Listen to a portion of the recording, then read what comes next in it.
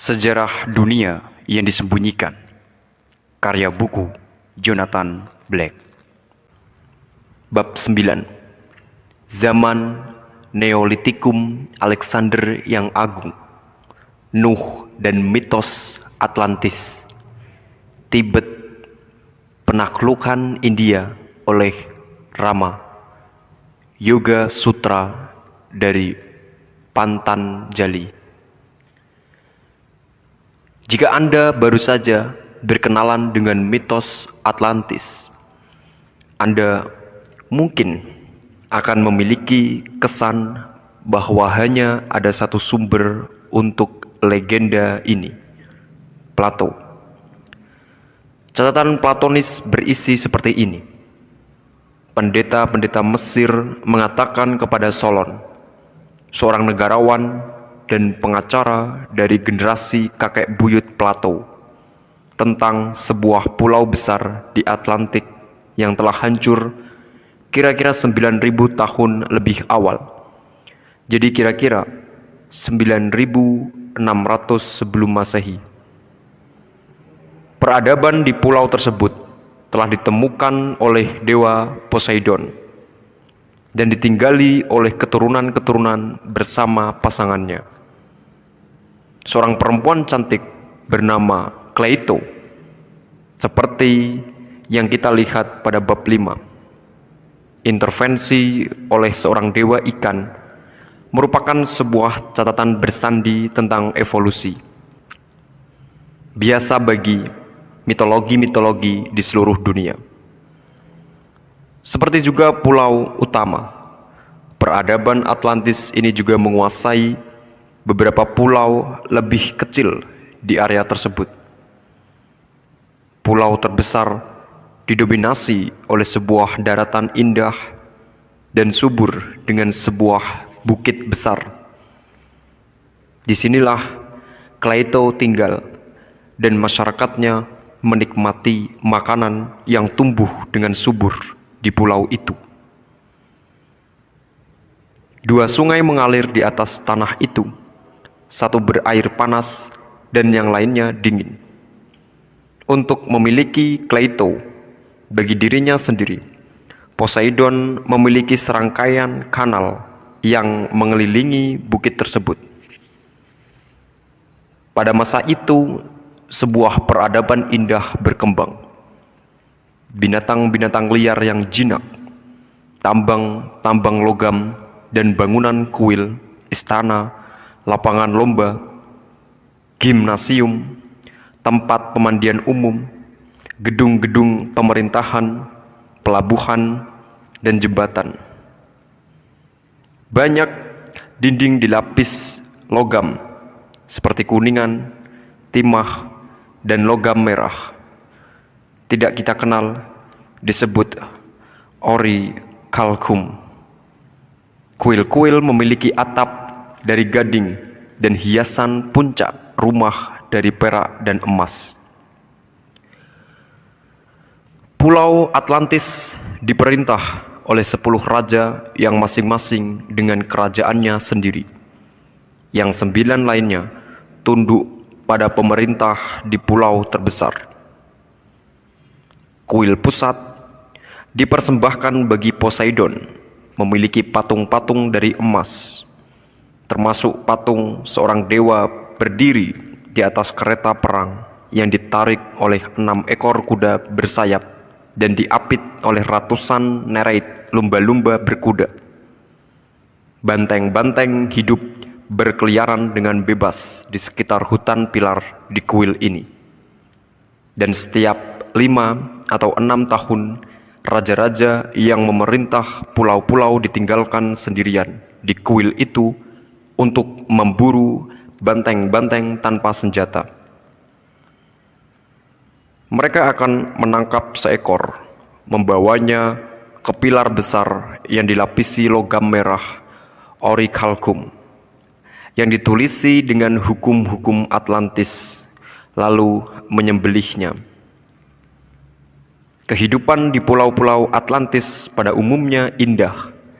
Sejatinya kehidupan begitu baik, sehingga mereka tidak tahan lagi sehingga mulai menjadi resah, merosot, dan rusak, mencari kesenangan baru dan kekuasaan. Maka Zeus memutuskan untuk menghukum mereka. Pulau itu dibanjiri hingga hanya pulau-pulau kecil saja yang tersisa, seperti kerangka muncul dari permukaan laut. Kemudian, akhirnya sebuah gempa bumi dahsyat menenggelamkan segala yang tersisa dalam waktu sehari semalam. Ya, kisah itu membuat catatan tentang penghancuran Atlantis mungkin benar, jika Plato satu-satunya penulis klasik tentang topik itu.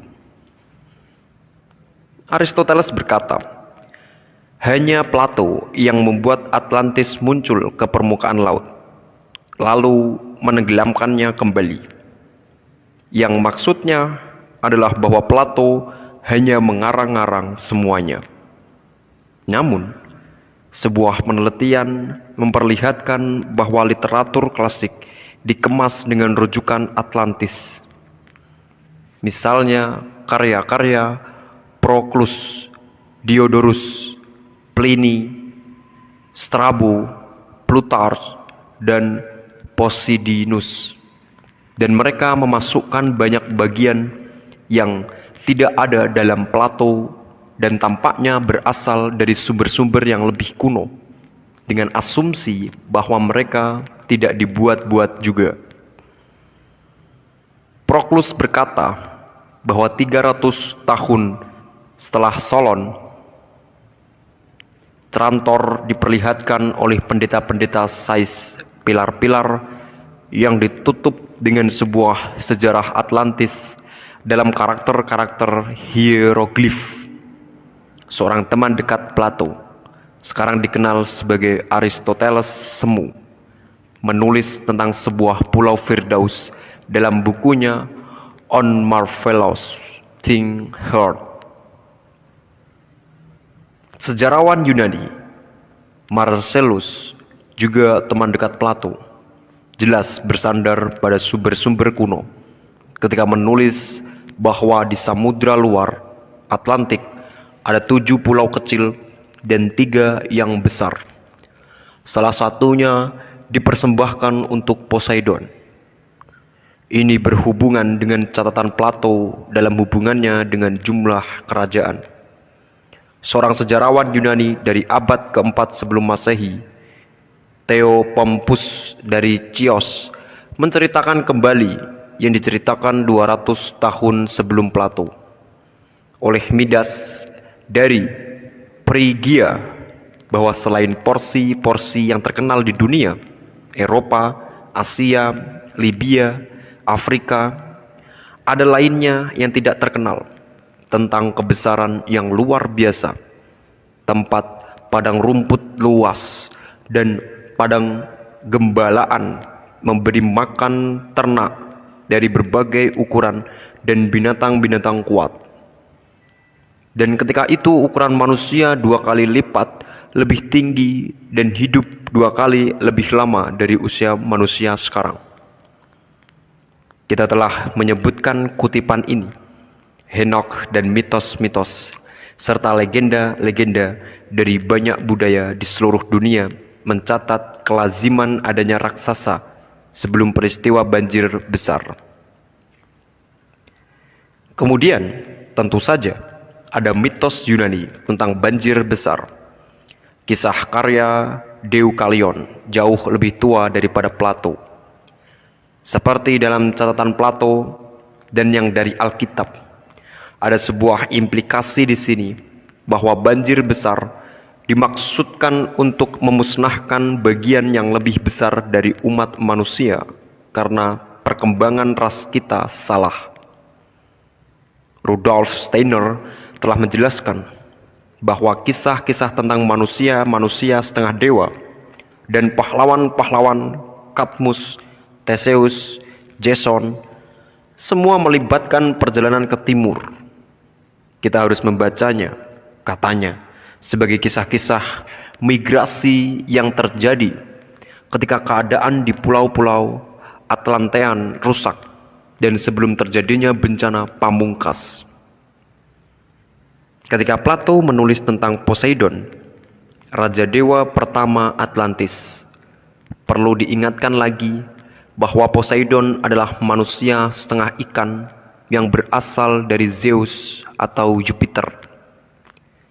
Poseidon juga dewa dari laut ganas, dewa bawah tanah, kedalaman gunung berapi yang geram dalam bantengnya menandakan bencana iklim. Poseidon menulis sejarah Atlantis, baik awal maupun akhirnya.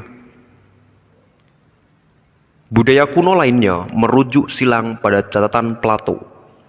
Bangsa Aztec mencatat bahwa mereka berasal dari Aztlan, daratan di tengah air.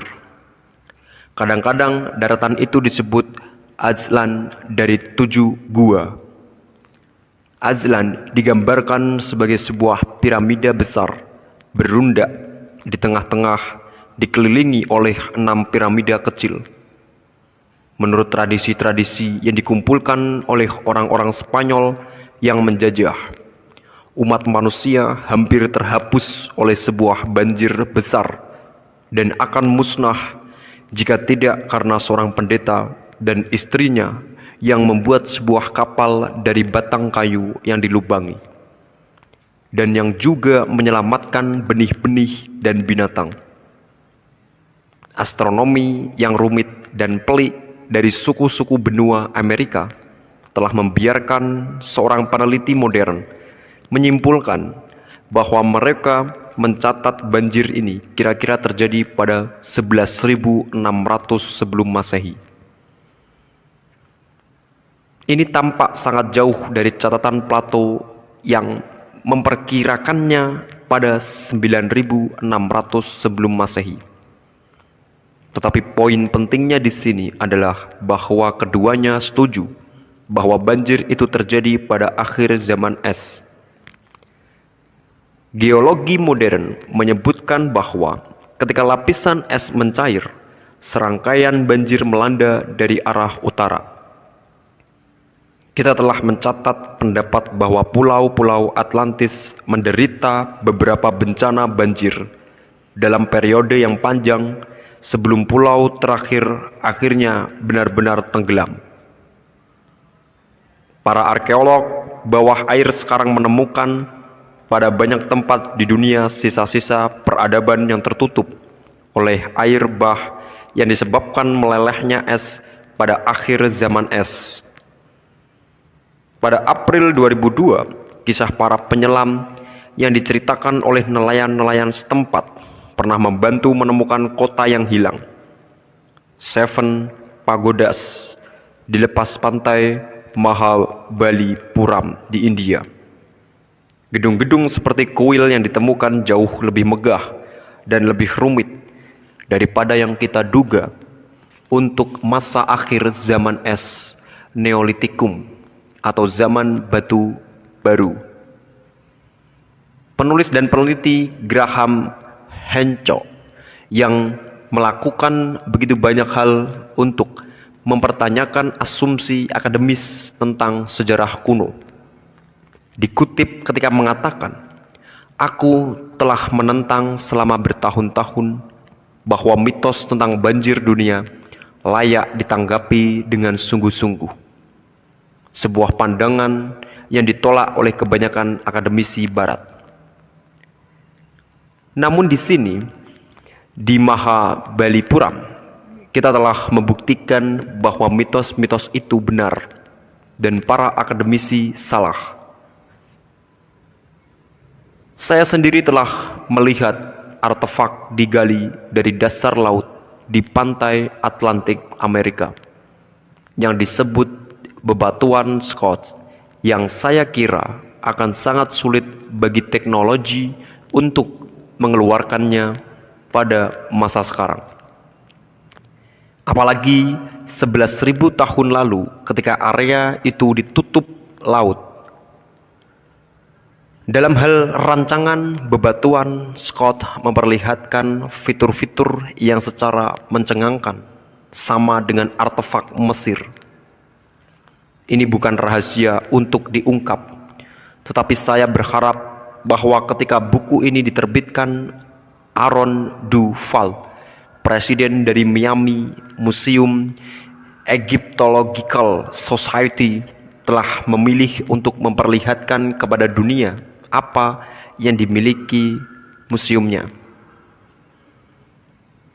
Tidak ada penjelasan terperinci tentang kejadian-kejadian yang menyebabkan artefak-artefak itu ada di bawah laut telah selamat dalam mitos-mitos Yunani yang kami ketahui.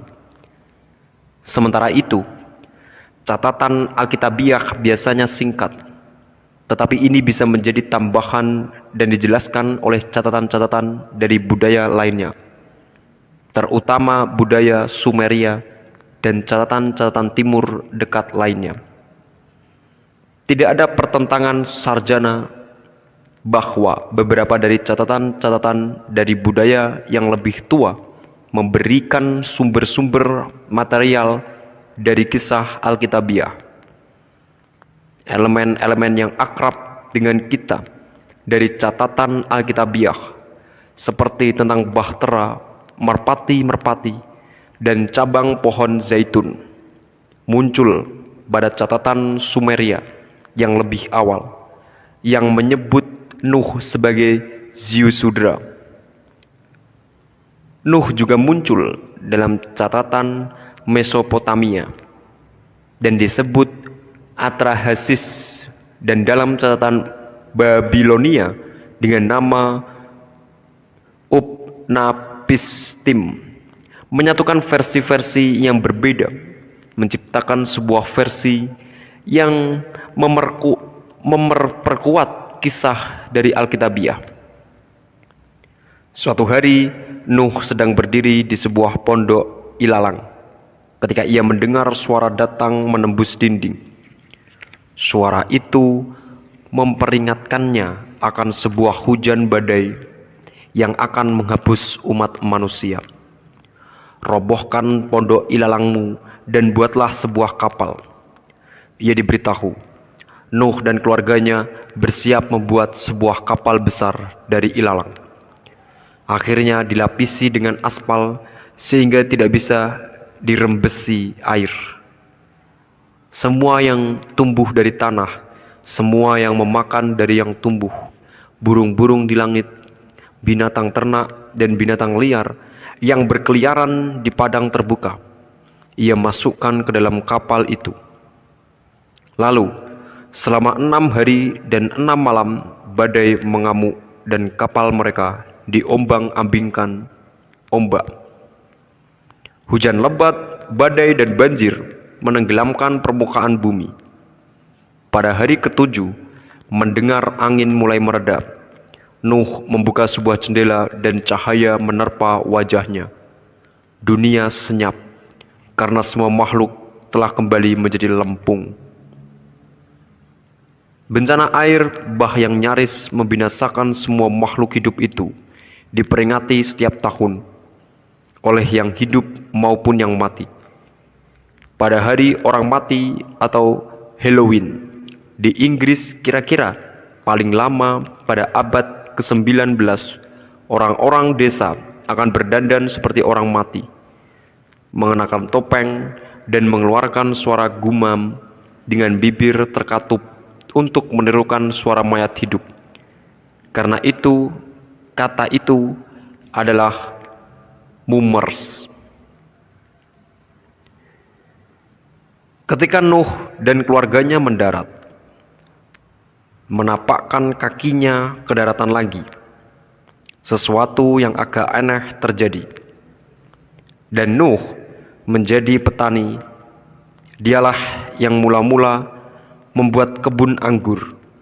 Setelah minum anggur, mabuklah ia, dan ia telanjang dalam kemahnya. Maka Ham, bapak Kanaan itu, melihat aurat ayahnya, lalu menceritakannya kepada kedua saudaranya di luar. Genesis 9.20/22.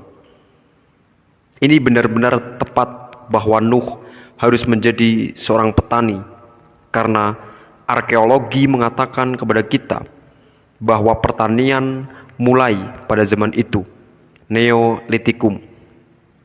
Namun, apa yang bisa kita lakukan dengan kisah aneh tentang kemabukan dan kebugilannya? Untuk memahaminya, kita harus kembali ke tradisi yang menyamakan Nuh dengan tokoh legendaris Yunani, Dionysus yang lebih muda. Kita harus mengurai dua helai yang berbeda dari kisah-kisah menyangkut dua sosok dengan nama yang sama. Dionysus adalah nama dari dua pribadi yang berbeda, seorang dewa yang kemudian menjadi manusia setengah dewa. Keduanya memberikan sumbangan yang sangat besar pada sejarah manusia pada dua zaman yang berbeda. Dionysus yang seharusnya disamakan dengan Nuh sangat berbeda dengan Dionysus Zagreus yang muncul lebih awal. Dionysus lebih tua. Kisah yang peristiwa pengkhianatannya kita ulas pada bab 6. Setelah peristiwa air bah, Dionysus muda sering digambarkan di atas sebuah kapal berlayar dari Atlantis melalui Eropa ke India dengan tujuan mengajari seni bertani, menaburkan benih, perkebunan anggur, dan menulis ke seluruh dunia. Yang terakhir tentu saja diajarkan oleh Henokh, tetapi sekarang terancam hilang karena kehancuran yang diakibatkan oleh air bah. Dionysus dan pengikutnya membawa tombak, sebuah tonggak terbungkus tanaman merambat seperti ular dan ujungnya dipasangi bunga cemara seperti kelenjar pineal. Ini memperlihatkan bahwa Dionysus juga mengajarkan rahasia evolusi bentuk tubuh manusia, perkembangan tulang belakang yang berujung kelenjar pineal yang baru saja kita bicarakan. Manusia kambing dan dewa setengah kambing dan seluruh kekalahan Dionysus mewakili pengelana dari Atlantis. Mereka adalah sisa terakhir dari sebuah proses metamorfosis bentuk. Kisah yang aneh dalam Genesis dari anak laki-laki Nuh membuka tutup kemaluannya, sementara ia tidur ketika mabuk, juga mengacu pada peredaan proses itu. Kita melihat bahwa kemaluan adalah bagian tubuh anatomi manusia yang terakhir berubah hingga menjadi bentuk sekarang ini. Dan anak laki-lakinya ingin tahu tentang asal-usul mereka. Apakah mereka anak laki-laki dari manusia atau manusia setengah dewa, manusia biasa atau malaikat? Kisah-kisah tentang tokoh ini dalam tradisi Yunani dan Ibrani, Dionysus muda dan Nuh, keduanya terkait dengan anggur dan kemabukan. Kita telah berkenalan dengan pengikut Dionysus, perempuan-perempuan gila yang mencabik Orpheus dengan gigi dan kuku mereka.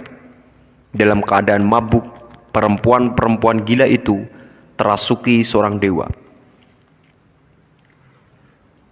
Orang-orang primitif selalu hidup selaras dengan bagian tumbuhan dari sifat mereka. Salah satu hasil dari ini adalah bahwa mereka telah mengerti bahwa tumbuhan yang berbeda memiliki apa yang kita lihat dalam tradisi Yunani dan Ibrani. Dari awal, pertanian adalah sebuah penggambaran dari sebuah kesadaran baru yang lebih dalam. Apa simbol duniawi yang lebih besar untuk dampak pikiran manusia yang teratur terhadap alam daripada padang gandum? Kewajiban pemimpin-pemimpin umat manusia sekarang adalah membuat pikiran baru yang mengarah ke kesadaran. Dalam Zen Avesta, literatur suci Zoroastrianisme, sosok Nuh atau Dionysus disebut Yima. Ia mengatakan kepada orang-orang bagaimana membangun tempat tinggal sejenis tempat tinggal berpagar, tempat tinggal manusia, ternak, anjing, burung, dan api menyala. Ia menyuruh orang-orang untuk mengalirkan air, memasang tiang batas, kemudian membuat rumah-rumah dari tiang-tiang, dinding tanah liat, anyaman, dan pagar. Begitu mereka tiba di suatu tempat, ia mendorong rakyatnya untuk memperluas tanahnya dengan cara menggarapnya.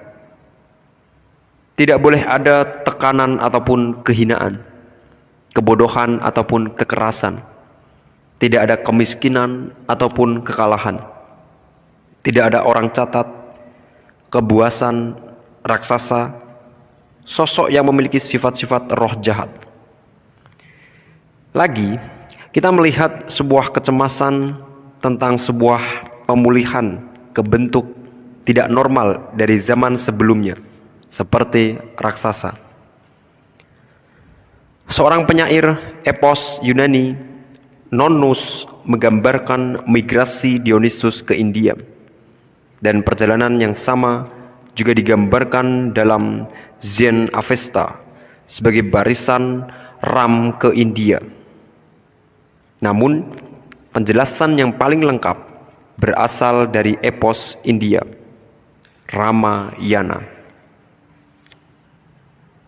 Apa yang jelas dari catatan ini adalah bahwa migrasi besar ke timur tidak bergerak ke daerah tidak berpenghuni. Sementara orang-orang Atlantis menghabisi, orang-orang itu melakukan perjalanan ke tanah baru yang masih ditinggali oleh suku-suku aborigin.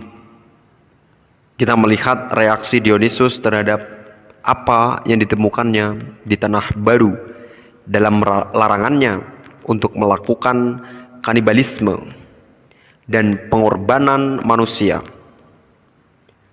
Para pendeta asli kadang-kadang memelihara ular-ular besar atau pterodaktil, sejenis binatang langka yang masih ada dari zaman antediluvian, yang disembah seperti dewa-dewa yang diberi makan dengan daging tawanan.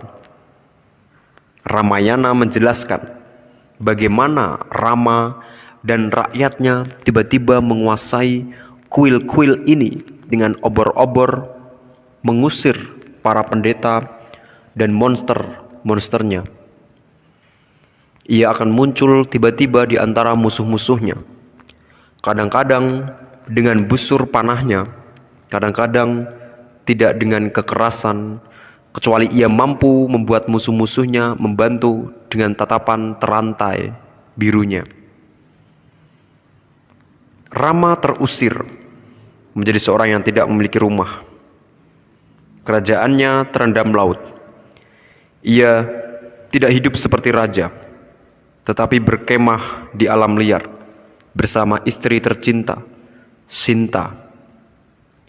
Kemudian Sinta diculik oleh penyihir jahat, Rahwana. Ramayana menceritakan penyelesaian perjalanan Rama dengan penaklukan India dan pengambilan Sri Lanka, tempat perlindungan terakhir Rahwana.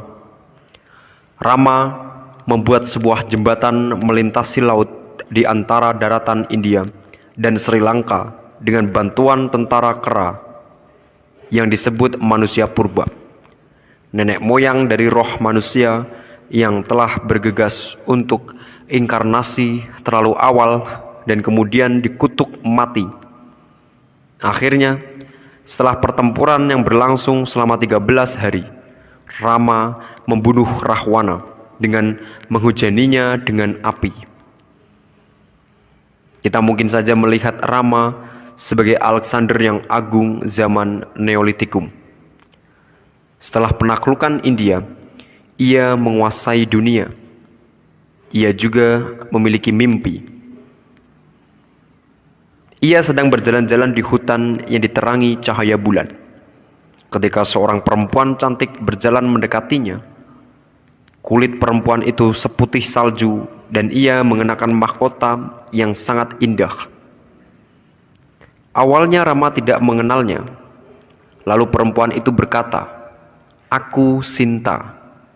Ambillah mahkota ini dan kuasai dunia untukku." Perempuan itu berlutut dengan rendah hati dan memberikan mahkota berkilau itu, gelar raja yang telah dirampas darinya. Namun, ketika itu juga malaikat penjaganya berbisik kepadanya, "Jika kau mengenakan mahkota itu pada kepalamu, kau tidak akan bisa melihatku lagi. Dan jika kau menangkap perempuan itu, ia akan menjadi sangat bahagia sehingga kebahagiaan itu langsung membunuhnya. Namun, jika kau menolak mencintainya, ia akan tetap hidup bebas dan bahagia di bumi. Dan roh tak melihatmu akan menguasainya." Rama menentukan pilihannya. Sinta menghilang di antara pohon-pohon. Mereka tidak akan pernah bertemu lagi, menjalani sisi hidup mereka secara terpisah. Kisah-kisah tentang kehidupan Sinta setelah itu menyatakan dengan jelas bahwa ia bahagia seperti yang dijanjikan malaikat pelindung itu. Dalam ambiguitas dan ketidakpastiannya ada sesuatu yang sangat modern tentang kisah ini. Kita juga bisa melihat pertentangan yang berada dalam hati manusia. Semua cinta, jika ia sejati, melibatkan pembiaran pergi. Dengan kecakapannya, menggunakan busur dan anak panah, wajah tampannya, mata biru, dan dada singanya, Rama sangat mirip dengan pahlawan-pahlawan mitos Yunani seperti Hercules. Tetapi dalam kisah Rama, seperti telah saya katakan, menyimpan sesuatu yang baru. Hercules diminta untuk memilih antara kebaikan dan kebahagiaan, dan mengejutkan, ia memilih yang pertama, kebaikan. Kisah Rama sebaliknya berisi bagian dari kejutan moral. Pembaca kisah itu mungkin akan sepakat dengan Sinta ketika ia berdebat dengan Rama bahwa benar adanya Rama sekarang menerima mahkota yang telah dicuri darinya sejak kelahirannya. Namun, kemudian pilihan Rama yang mengejutkan, memutuskan untuk tidak mengambil mahkota itu yang sesungguhnya adalah haknya. Tidak menikahi perempuan yang dicintainya, ini melebarkan khayalan moral dan menghidupkan kecerdasan moral. Kisah Rama mendorong kita untuk melihat di luar kekunoan, untuk membayangkan diri kita sendiri masuk ke pikiran orang lain, dan juga yang terakhir, untuk berpikir untuk diri kita sendiri. Pemikiran esoteris selalu berusaha melemahkan dan menumbangkan pikiran kuno yang bersifat konvensional, kebiasaan, dan mekanis. Kelak kita akan melihat bagaimana pencerita, pemain drama, dan novelis mendalami pemikiran esoteris dari Shakespeare dan Cervantes hingga George Eliot dan Tolstoy, yang menghidupkan khayalan moral yang membedakan karakteristik dalam literatur terbesar. Jika literatur dan kesenian hebat memberikan kesan pola-pola tentang penggunaan hukum di luar pemikiran kuno, kesenian esoteris membawa hukum-hukum ini lebih dekat ke permukaan dari kesadaran. Kisah Rama juga membawa kita kembali ke gagasan bahwa menurut sejarah rahasia, kosmos telah dibentuk untuk menciptakan keadaan, sehingga orang-orang bisa mengalami kemerdekaan, berpikir, dan berkemauan. Rama bisa memaksakan apa yang baik dan benar bagi rakyatnya, memerintah mereka dengan tangan besi, tetapi ia membiarkan mereka memutuskan untuk diri mereka sendiri. Jadi, Rama adalah contoh terselubung dari orang-orang terasing atau raja rahasia atau filsuf rahasia yang berbaur secara tersembunyi di antara rakyatnya. Rama berusaha membantu manusia untuk berkembang bebas. Rama adalah setengah dewa, tetapi turun menjadi penguasa bumi. Dewa-dewa atau bahkan setengah dewa tidak lagi akan duduk di atas singgasana dalam jasad dari daging dan tulang. Pada akhir perjalanan, para emigran menemukan Shambhala, sebuah benteng spiritual di pegunungan daerah Tibet. Atap dunia, dataran tertinggi di Tibet yang dikelilingi pegunungan tinggi. Beberapa tradisi mengatakan bahwa masyarakat Tibet adalah keturunan langsung dari orang-orang Atlantis. Beberapa orang mengatakan juga bahwa Shambhala hanya bisa dicapai melalui terowongan bawah tanah. Yang lainnya mengatakan bahwa terowongan itu ada pada dimensi lain, masuk ke portal rahasia yang terbuka di suatu tempat di area itu. St. Augustine adalah teolog besar Kristen setelah St. Paul, dan seperti halnya St. Paul, ia merupakan anggota dari sebuah sekolah misteri. Ia menulis tentang tempat itu, tempat Henokh dan yang lainnya tinggal, merupakan sebuah surga dunia, begitu tinggi sehingga air bah tidak bisa mencapainya. Emanuel Swedenborg, seorang teolog, diplomat, dan pencipta dari Swedia pada abad ke-18, dan juga pimpinan esoteris Freemason pada masa itu, menulis, dunia yang hilang harus dicari di antara saga-saga Tibet dan Tartari. Anne Catherine Emmerich, seorang mistis Katolik dari Jerman abad ke-19, menulis hal yang sama tentang gunung nabi-nabi, tempat tinggal Henokh, Elijah, dan yang lainnya yang tidak mati dengan cara biasa tetapi naik, dan tempat unicorn yang selamat dari air bah mungkin masih bisa ditemukan. Dari keluasan gunung Tibet itu mengalir sungai-sungai dari spiritualitas kehidupan yang bertemu, menghimpun kekuatan dalam dan lebar, dan menjadi sebuah sungai kuat seperti Gangga yang memberi makan seluruh India. Dalam sejarah dunia ini tertulis pada bintang-bintang zaman berikutnya, dimulai ketika matahari mulai terbit di bintang Cancer pada 7227 sebelum Masehi, ketika kebudayaan besar India, spiritual yang paling awal dan paling dalam pasca kebudayaan air bah, ditemukan.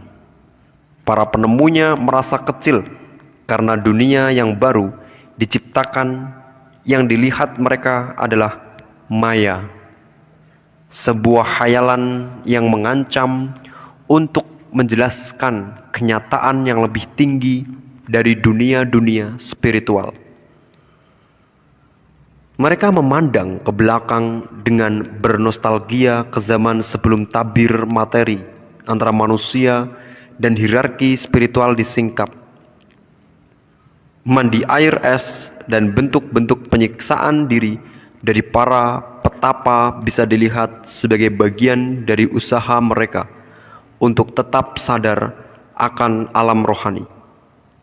Sebuah usaha sadar dilakukan oleh mereka sementara tabir masih secara relatif tembus pandang untuk mengingat kelurusan dari alam rohani dan untuk mengesankan mereka secara tak terhapuskan akan kesadaran manusia.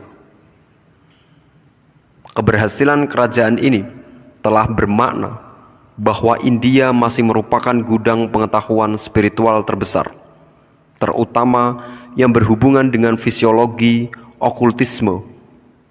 Seperti yang dikatakan seorang anggota tinggi kepada saya, jika Anda berkunjung ke India hari ini, Anda pasti akan merasakan betapa udara hanya meretih dengan astralitas. Para guru besar barat seperti Pythagoras, Apollonius dari Tiana, dan St. Germain telah berkelana ke India untuk mencari astralitas ini. Ajaran itu berisi beberapa kutipan dari sumber-sumber India kuno dan lebih banyak gagasan yang asli dari sana. Sir John Woodrow, sarjana Sanskerta yang pertama, menerjemahkan naskah-naskah tantrik pada abad ke-19, telah menulis betapa tradisi sufi yang terhormat bersandar pada kearifan Hindu untuk ajaran-ajaran tentang cakra. Misalnya, pada 1960-an, agama India dirasakan oleh banyak orang di barat untuk menawarkan pengetahuan spiritual, termasuk mempraktikkan disiplin spiritual dan petunjuk melalui dunia alam rohani yang tidak bisa mereka temukan di gereja. Sebuah toko buku di barat tampaknya masih menyimpan buku-buku mistisme yang berasal dari timur lebih banyak daripada yang berasal dari tradisi barat. Mengikuti penolakan Rama untuk mengambil mahkota, tidak ada pribadi yang besar mendominasi zaman itu. Jika Rama adalah pahlawan yang melakukan semuanya, yang berkelahi melawan monster, melakukan petualangan berbahaya, dan mendirikan kota-kota, penerus-penerusnya kadang-kadang disebut 7 orang bijak atau rishis, memiliki sifat diam dan tidak aktif. Mereka tidak membangun gedung dari batu. Mereka tinggal di bangunan-bangunan dari lumpur atau tempat berteduh sederhana, terbuat dari akar dan tanaman bersulur. Tidak satupun dari rishis itu yang bertahan kecuali apa yang mereka ketahui. Ada pepatah kabalis sederhana. Segala yang telah kau lihat, setiap bunga, setiap burung, setiap batu akan mati dan kembali menjadi debu. Tetapi bahwa kau telah melihatnya, itu tidak mati. Ini adalah pepatah yang tampak simpatik bagi rishis. Duduk bersila sehingga tumit mereka menghadap ke atas. Mereka tidak memiliki keinginan merasakan daya tarik bumi ke bawah, tarikan reduktif dari alam materi. Sebaliknya, mereka mengarah ke dunia alam rohani. Mereka mampu melihat makhluk-makhluk spiritual yang sedang bekerja di bumi. Bagaimana mereka membantu menaburkan benih pada musim semi, bunga untuk mekar pada musim panas, pohon-pohon berbuah pada musim gugur, dan bagaimana benih-benih dijaga selama musim salju oleh makhluk-makhluk spiritual yang sama. Rishis mengalami pasang surut dari pengaruh spiritual seperti napas seorang raksasa. Budaya India kuno seperti alam surga terendah di bumi. Sebelum ini kita membicarakan tentang cara materialis menyalahgunakan kata-kata dan frasa seperti arti kehidupan, menggunakan mereka dalam sebuah makna kedua dan sedikit tidak jujur. Hal yang sama adalah kesejatian dari spiritual. Sering digunakan oleh orang-orang untuk menyombongkan diri sebagai orang baik hati atau bermoral tinggi, kabur, cara mistis palsu. Makna sejatinya adalah kemampuan melihat, mendengar, dan berkomunikasi dengan roh seperti pakar-pakar India. Mereka mampu berkomunikasi dengan cara okultisme. Mereka bisa merasakan apakah orang lain itu baik hati atau tidak dari napas mereka. Dengan menghirup napas orang lain, mereka bisa mengetahui kehidupan dalam mereka. Para pakar itu mampu menumpahkan pengetahuan ke dalam jiwa orang lain dalam sebuah aliran gambar yang tanpa jeda. Lama kemudian, pengetahuan ini akan dijadikan lisan dan ditularkan dari generasi ke generasi, hingga akhirnya ditulis sebagai Vedas. Tatapan mereka bisa mengusir ular dan menjinakkan singa serta harimau. Tidak ada yang bisa mengalihkan pakar-pakar itu dari perenungan. Mereka berkeliaran dengan bebas, membuat tempat berteduh dengan sangat minim, makan buah dan minum susu dari ternak mereka. Mereka hanya makan nabati, tidak pernah daging. Memakan hewan, mereka percaya, artinya menyerap penderitaan hewan mati itu. Mereka merasuk sendiri ke dalam kesadaran nabati, dalam proses fisik, bangun, tidur, bernapas, mencerna, yang kita telah lihat adalah pemberian dari kerajaan nabati kepada tubuh manusia. Dengan belajar untuk mengendalikan ens vegetalis atau eteris tubuh, mereka juga bisa mengendalikan napas, tingkat pencernaan, bahkan detak jantung dan aliran darah. Memimpin ke prestasi mengagumkan yang membuat pakar-pakar India itu terkenal. Kemampuan untuk menghentikan jantung sama sekali hanya dengan memikirkannya. Misalnya, pakar itu mengerti juga bagaimana tenggelam dalam renungan dari cakra plexus solar memungkinkan mereka untuk memiliki kemampuan paranormal. Mereka juga tahu cara merengkuh orang lain dalam perlindungan cahaya cinta yang memancar dari cakra hati. Sebagai tambahan untuk 16 cakra hati, pakar-pakar melihat 101 arteri yang lentur dan bercahaya keluar dari area sama seperti jari-jari sebuah roda. 3 dari arteri besar ini mereka lihat naik ke kapal, naik ke kepala, 1 naik ke mata kanan dan berhubungan dengan matahari dan masa depan. Yang lainnya naik ke mata kiri dan berhubungan dengan bulan dan masa lalu. Mereka mengerti karena dengan menggabungkan kedua organ itu, manusia mampu melihat gerakan dari objek materi dalam relasi satu sama lain dalam ruang, dan juga memiliki rasa tentang waktu yang berlalu.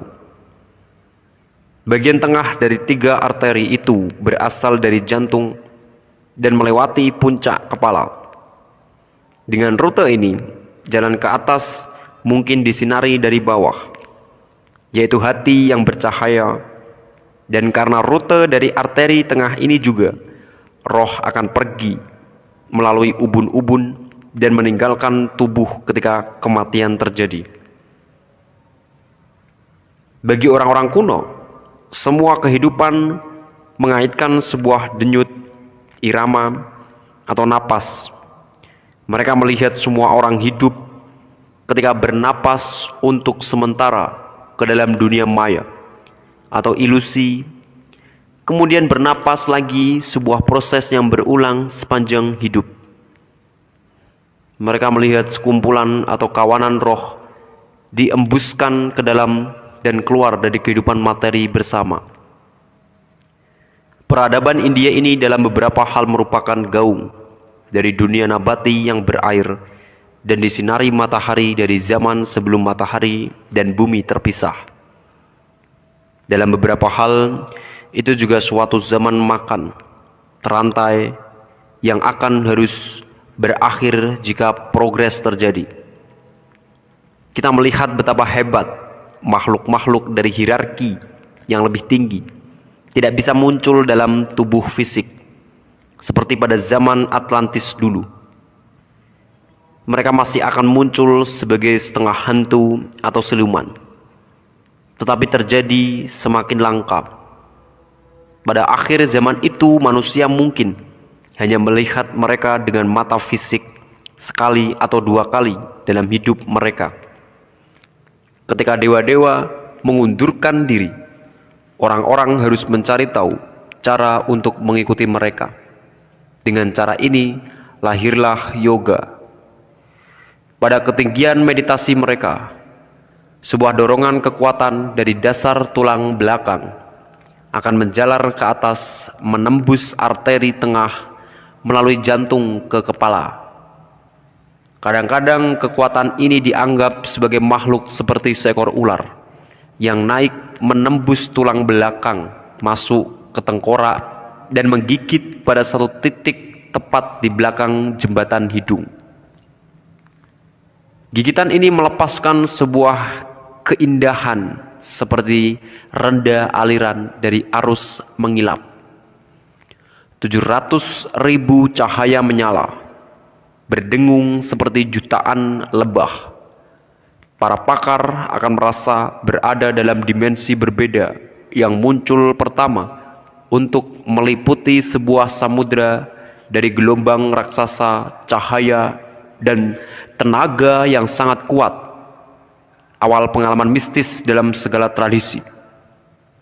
Ketika mereka mulai terbiasa pada alam rohani, kekuatan-kekuatan impersonal akan mulai untuk menetapkan diri mereka sendiri menjadi pakaian luar dewa-dewa.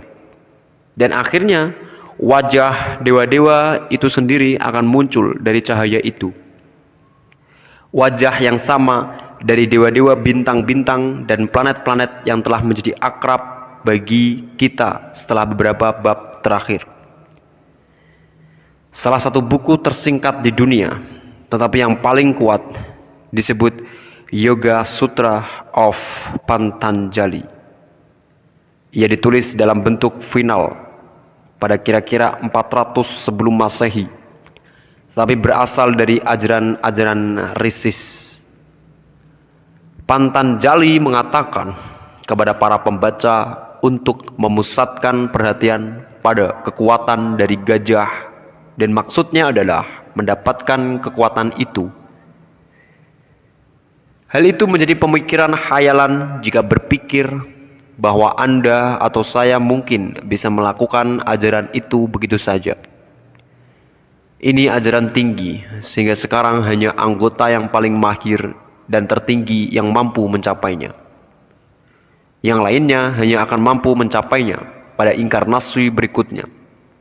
Risis mengajarkan bahwa evolusi seluruh kosmos adalah tujuan kehidupan, dan benih dari semua transformasi itu terletak pada tubuh manusia. Pada 5067 sebelum Masehi, para dewa meninggalkan kosmos menuju tahap berikutnya dari evolusi manusia. Ketika matahari memasuki lambang Gemini, seperti terdahulu, dorongan evolusi manusia telah bergerak ke timur dari Atlantis yang tenggelam ke India. Sekarang mulai bergerak ke barat dan terus berlangsung hingga saat ini.